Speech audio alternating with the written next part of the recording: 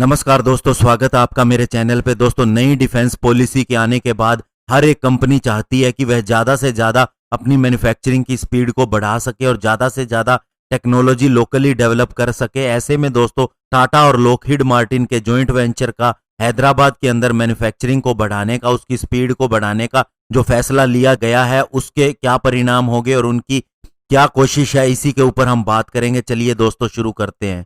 तो दोस्तों, Tata Lockheed Martin एरोस्ट्रक्चर limited, जो कि एक जॉइंट वेंचर है टाटा एडवांस सिस्टम लिमिटेड और लॉकहीड मार्टिन के बीच में, वो ग्रोथ अपॉर्चुनिटीज देखता है हैदराबाद के अंदर अपने ऑपरेशंस के थ्रू, स्पेशली जब सेंट्रल गवर्नमेंट ने ज्यादा से ज्यादा बल दिया हुआ है डिफेंस प्रोक्योरमेंट, इंडिजिनस मैन्युफैक्चरिंग को बढ़ाने के ऊपर। और इसके अलावा दोस्तों, फॉरेन डायरेक्ट इन्वेस्टमेंट को भी इंक्रीज कर दिया गया है। दोस्तों, अभय प्रजापति, जो कि चीफ ऑपरेटिंग ऑफिसर है टाटा लॉकहीड मार्टिन एरोस्ट्रक्चर लिमिटेड के, उन्होंने एक इंटरव्यू के दौरान बताया कि वे ऑलरेडी हैदराबाद के अंदर फाइटर जेट और हेलीकॉप्टर की बहुत सी चीजों की मैन्युफैक्चरिंग कर रहे हैं और 2020 के अंदर जब नई डिफेंस प्रोक्योरमेंट प्रोसीजर आ जाएगा तो उसके बाद इसके ऊपर और ज्यादा काम बढ़ जाएगा।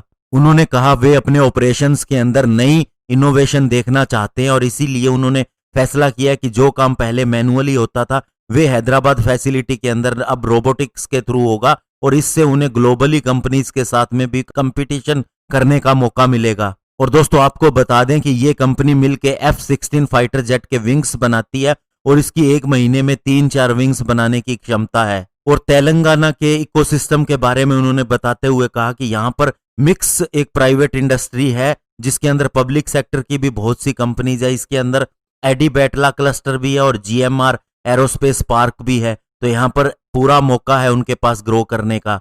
और DRDO और मिधानी की भी बहुत सी रिसर्च लैब भी यहाँ पर है। और दोस्तों, स्टेट के अंदर बहुत सी MSME भी है उन्होंने बताया, और उनको फाइनेंस मिनिस्ट्री के द्वारा नए लोन्स और इक्विटी और इन्वेस्टमेंट की जा रही है, इससे बेनिफिट होगा। इसके अलावा research and innovation circle of Hyderabad यानी कि RICH जो है, वो भी इन एरोस्पेस और डिफेंस सेक्टर की MSME की हेल्प करने की कोशिश कर रहा है। उन्हें ज्यादा से ज्यादा लोन दिलाने की कोशिश कर रहा है, मार्केट इक्विटी दिलाने की कोशिश कर रहा है, ताकि ये अपने प्रोडक्शन के अंदर ज्यादा से ज्यादा बढ़ सके।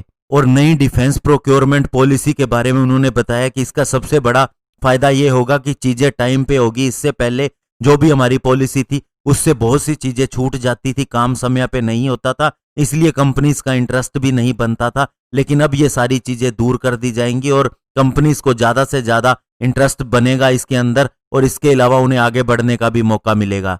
उन्होंने कहा कि हमारी 2012 से ही गवर्नमेंट की मेक इन इंडिया की पॉलिसी है, लेकिन अब एक्चुअल में जब से फाइनेंस मिनिस्ट्री इसको एक्चुअल में जमीन के ऊपर सही करने जा रही है, लोन भी प्रोवाइड कर रही है और इसके अलावा बहुत सी चीजें कह दी गई हैं कि इन्हें इंडियन ही खरीदा जाएगा, यानी लोकल बनी चीजें ही खरीदी जाएंगी। तो इससे हमें एक्चुअल में बहुत ज्यादा बूस्ट मिलेगा लोकल डिफेंस मैन्युफैक्चरिंग के लिए। और तीसरा पॉइंट उन्होंने बताया कि by global but make in India. इस पॉलिसी के तहत जो ओरिजिनल इक्विपमेंट मैन्युफैक्चरर है उनको इंडिया के अंदर मैन्युफैक्चरिंग बेस बनाने के अंदर मदद मिलेगी और वे नई जगहों पर सेल करने के लिए इंडिया के थ्रू अपने दरवाजे खोलेंगे और यहाँ पर एक बड़ी इंडस्ट्री आएगी। और उनके लिए यह भी बेनिफिट है कि जब इंडिया में बनाएंगे वो कोई चीज, तो उनको अब 74% की उनको इन्वेस्टमेंट मिलती है FDI के रूप में। तो ऐसे में दोस्तों, उनके पास भी फंड ज्यादा होंगे और ज्यादा से ज्यादा वे अपना काम निकाल सकते हैं। और ज्यादा शेयर होने से उनको अपनी प्रोसेसेस और सिस्टम अपने हिसाब से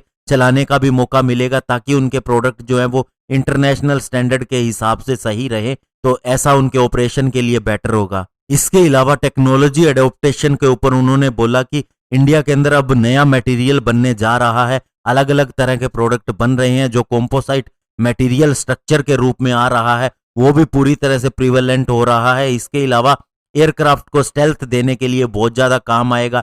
नई मैन मशीन इंटरफेस जो काम कर रहा है वो भी ठीक है। इसके अलावा अनमैन्ड एयरक्राफ्ट सिस्टम भी जो है यहाँ पर डेवलप किया जा रहा है। इस तरह से जो ये एडवांटेजेस हमें होंगे इस डेवलपमेंट के थ्रू, वो हमारी इंडस्ट्री को और हमारी सेनाओं को बहुत ज्यादा बल देंगे। और इसके अलावा उन्होंने कहा कि जो नए नेटवर्क सिस्टम आ रहे हैं उससे भी ऑपरेशन करने के नए तरीके ईजाद होंगे। इसके अलावा ऑन ग्राउंड और इसके अलावा एयर के अंदर भी दोनों चीजें बहुत ज्यादा बेनिफिट हासिल करेंगी। और इसके अलावा मशीन लर्निंग करने में आर्टिफिशियल इंटेलिजेंस और एक नेटवर्किंग के थ्रू जो नया इम्पैक्ट पड़ेगा, उससे इंडस्ट्री 4.0 के अंदर जो चेंजेस आएंगे स्पेशली डिफेंस मैन्युफैक्चरिंग के अंदर, वो बहुत बड़े होंगे और इससे इंडिया को सबसे ज़्यादा बेनिफिट मिलेगा, क्योंकि यहाँ पर एक बड़ी इंडस्ट्री की गुजारिश है और उसे पूरा भी किया जा रहा है। धन्यवाद। जय हिंद।